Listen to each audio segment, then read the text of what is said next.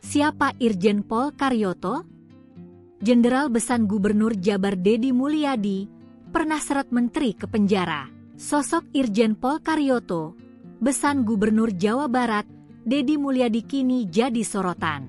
Irjen Pol Karyoto resmi jadi Besan Gubernur Jawa Barat, Deddy Mulyadi setelah anak sulungnya, Luthianissa Putri Karlina resmi dipersunting oleh Maula Akbar Mulyadi Putra, anak sulung Deddy Mulyadi pada Rabu, 16 Juli 2025. Rupanya, Irjen Pol Karyoto saat ini menjabat sebagai Kapolda Metro Jaya.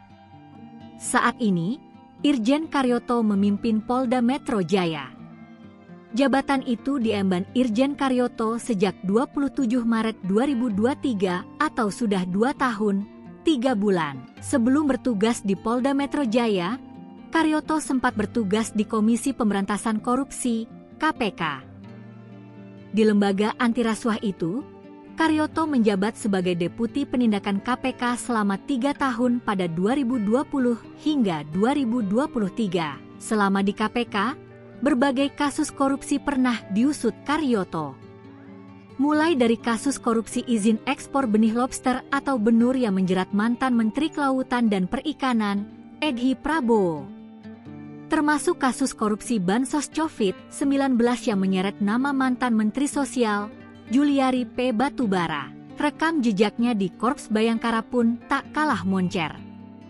Jenderal Polisi lulusan Akpol 1990 ini tercatat pernah menjabat sebagai Kapolres Ketapang, 2008, dan Kasubdit Infodata Kominter Set NCB Interpol, 2009.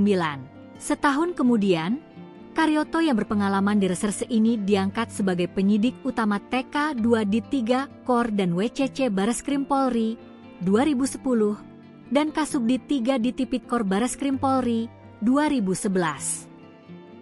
Saat masih di KPK, nama Karyoto sempat masuk dalam bursa Kabareskrim pada 2021. Sebab saat itu, posisi Kabareskrim kosong setelah ditinggal Listio Sigit Prabowo yang ditunjuk menjadi Kapolri.